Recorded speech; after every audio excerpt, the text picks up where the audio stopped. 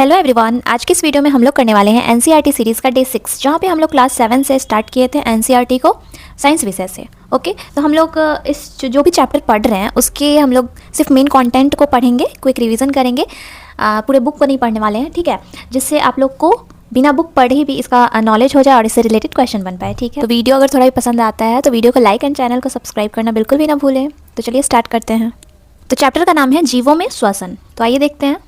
तो देखिए, सभी जीवों को भोजन से ऊर्जा प्राप्त करने के लिए श्वसन की आवश्यकता होती है। ओके, तो आइए देखते हैं श्वसन क्या होता है। ठीक है, तो ऑक्सीजन युक्त वायु को ग्रहण करना एवं कार्बन डाइऑक्साइड युक्त वायु को बाहर निकालना ही श्वसन कहलाता है, जो कि आप लोग सभी को पता होगा, है ना। जब हम लोग ऑक्सीजन लेते हैं और क्या छोड़ते हैं, कार्बन डाइऑक्साइड बाहर छोड़ते हैं, तो उसी को श्वसन कहते हैं। ओके, अब आगे देखते हैं।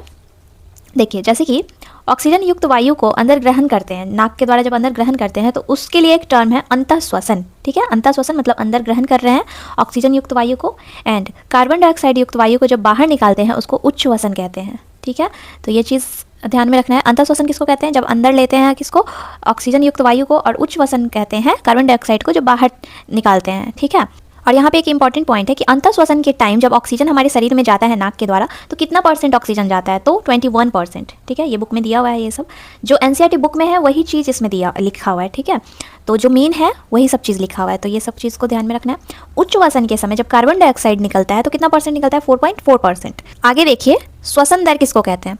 1 मिनट में जितनी बार श्वसन करते हैं उसको श्वसन दर कहते हैं। जैसे कि हम लोग बोलते हैं ना कि सांस ले रहा है, तो एक सांस इक्वल टू होता है एक बार अंतःश्वसन और एक बार उच्छ्वसन। ठीक है, एक बार सांस जैसे अंदर लेके बाहर छोड़ते हैं उसको एक सांस कहते हैं। ठीक, तो 1 मिनट में हम जितनी बार श्वसन करते हैं उसको श्वसन दर कहते हैं। ठीक है, आगे हम लोग देखते हैं कोशिकीय श्वसन। तो कोशिकीय श्वसन क्या होता है, श्वसन के दौरान जब ऑक्सीजन शरीर में जाता है तब यह कोशिकाओं में भोजन विखंडन में सहायता करती है, इसमें ऊर्जा मुक्त होती है।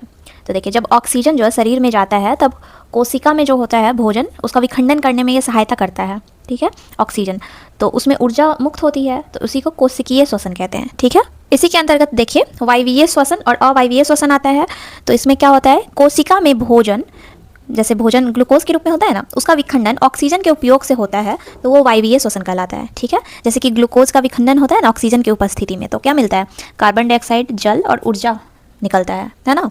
उसी तरह अवायवीय श्वसन में क्या होता है, ऑक्सीजन की अनुपस्थिति में भोजन का विखंडन होता है। ठीक है, वायवीय श्वसन में ऑक्सीजन की उपस्थिति में होता था और अवायवीय श्वसन में ऑक्सीजन की अनुपस्थिति में भोजन का विखंडन होता है। ठीक है, तो वायु की अनुपस्थिति में श्वसन करने वाले जीव अवायवीय जीव होते हैं, जैसे कि हम लोग देखते हैं ईस्ट को। ठीक है, ईस्ट एक जीव है जो ऑक्सीजन की अनुपस्थिति में श्वसन करता है। ठीक है, तो देखिए O2 की अनुपस्थिति में अल्कोहल निर्मित करते हैं। जब ये O2 की अनुपस्थिति में श्वसन करते हैं तो ये अल्कोहल निर्मित करते हैं, जिसके द्वारा शराब, वाइन वगैरह ये सब बनता है ना। किसी भी चीज़ में जैसे केक वेक, ब्रेड, ये सब में यूज़ होता है ना यीस्ट, ये सब चीज़, तो वही है यीस्ट है। ठीक है, तो यहाँ पे हम लोग देखते हैं इसका एक समीकरण को, ग्लूकोज जब O2 की अनुपस्थिति में टूटता है तो क्या निर्माण करता है, अल्कोहल, कार्बन डाइऑक्साइड और ऊर्जा। ग्लूकोज किस में बदल जाता है, अल्कोहल, कार्बन डाइऑक्साइड और ऊर्जा। ओके, तो अगला पॉइंट देखते हैं। भारी व्यायाम के दौरान पेशी कोशिकाएं में अवायवीय श्वसन होता है। जब हम लोग बहुत सारा एक्सरसाइज कर लेते हैं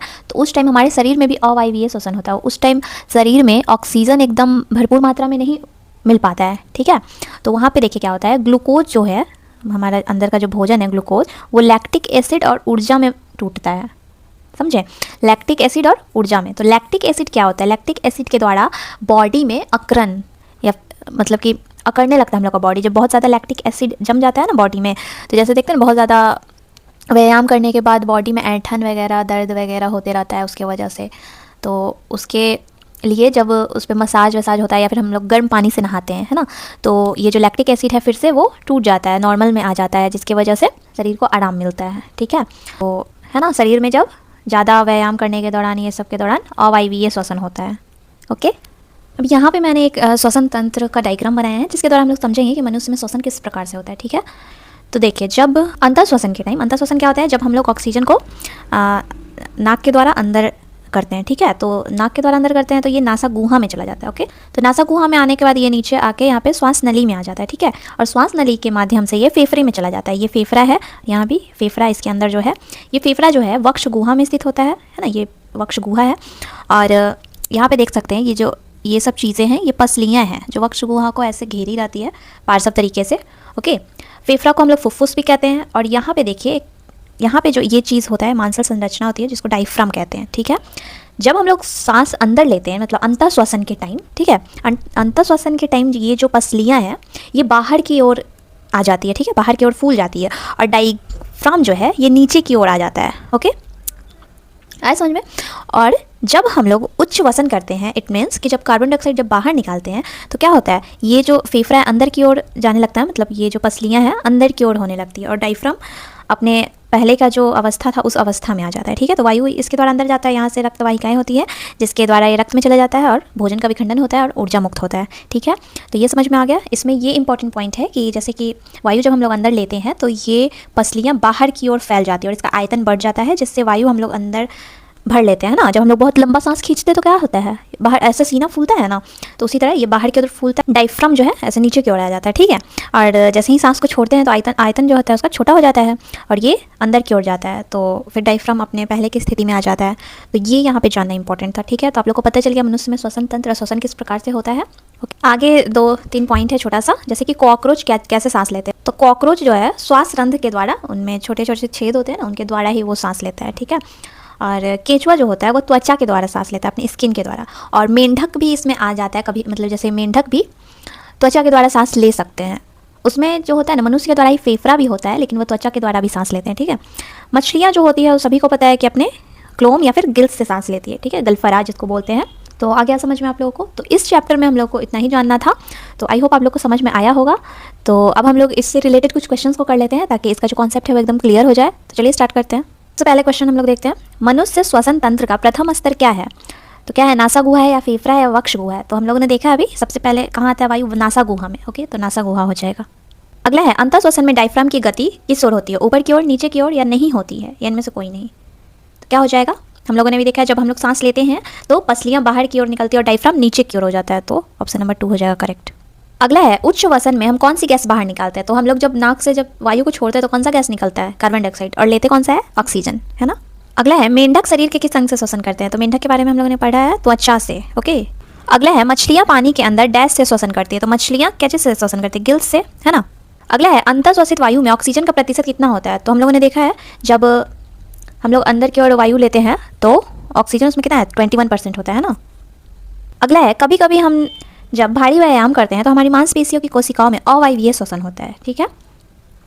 इस प्रक्रिया के दौरान क्या उत्पन्न होता है। तो हम लोगों ने देखा है कि जब हम लोग व्यायाम करते हैं तो उसमें अवायवीय श्वसन होता है उस टाइम, क्योंकि हम लोग ऑक्सीजन भरपूर मात्रा में नहीं ले पाते हैं। तो क्या निकलता है, लैक्टिक एसिड निकलता है, और क्या निकलता है, और कार्बन डाइऑक्साइड निकलता है। ओके, अगला है, यीस्ट का उपयोग वाइन और बियर उद्योगों में किया जाता है क्योंकि यह श्वसन करता है, किस टाइप का श्वसन करता है। तो हम लोगों ने पता अवायवीय श्वसन करता है ना, और मतलब अल्कोहल का उत्पाद करता है। तो यहाँ पे देखिए ये ऑप्शन अवायवीय रूप से अल्कोहल का उत्पाद करता है।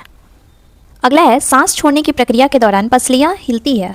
तो सांस जब छोड़ते हैं तो पसलियाँ अंदर की ओर चली जाती है ना। जैसे जब सांस लेते हैं तो पसलियाँ बाहर की ओर हो जाती है, लेकिन ये अंदर की ओर चली जाती है। तो क्या हो जाएगा, अंदर की ओर, नीचे और अंदर की ओर, ठीक है। अगला क्वेश्चन है, सांस लेना एक ऐसी प्रक्रिया है जिसमें शरीर को O2 प्रदान करता है, जो कि सही है। ऊर्जा मुक्त करने के लिए भोजन को तोड़ता है, जो कि ये भी सही है। शरीर को CO2 से छुटकारा पाने में मदद करता है, तो ये भी सही है। कोशिकाओं में पानी पैदा करता है। तो आप लोग बताइए इसमें से क्या होना चाहिए। अगला है, मछलियाँ अपने गलफड़ों की सहायता से सांस लेती हैं जिनमें प्रचुर मात्रा में रक्त वाहिकाएँ होती है। गलफड़े मछली की मदद करते हैं, क्या चीज़ में मदद करते हैं, हवा से ऑक्सीजन लेने में, या पानी में घुली ऑक्सीजन लेने में, या पानी में मौजूद पोषक तत्वों को अवशोषित करने में, या अपशिष्ट पदार्थों को पानी में छोड़ना। तो क्या हो जाएगा, पानी में घुली ऑक्सीजन को लेने में मदद करते हैं, ठीक है। अगला हम लोग देखते हैं, केंचुए और मेंढक अपनी त्वचा से सांस लेते हैं जिसके कारण दोनों जीवों की त्वचा होती है, कैसी होती है, केंचुआ और मेंढक की, नम और खुरदुरा, या सूखा और खुरदुरा, या सूखा और चिपचिपा, या नम और चिपचिपा। तो ऑफकोर्स क्या हो जाएगा, नम और चिपचिपा। इस तरह से हमारा आज का क्वेश्चन भी होता है समाप्त। तो अगर वीडियो से थोड़ा भी हेल्प मिलता है तो प्लीज़ वीडियो को लाइक एंड चैनल को सब्सक्राइब जरूर कीजिएगा। आई होप आप लोग को मदद मिला होगा इससे कुछ। तो चलिए मिलते हैं नेक्स्ट वीडियो में, तब तक के लिए बाय एंड राधे राधे सभी को।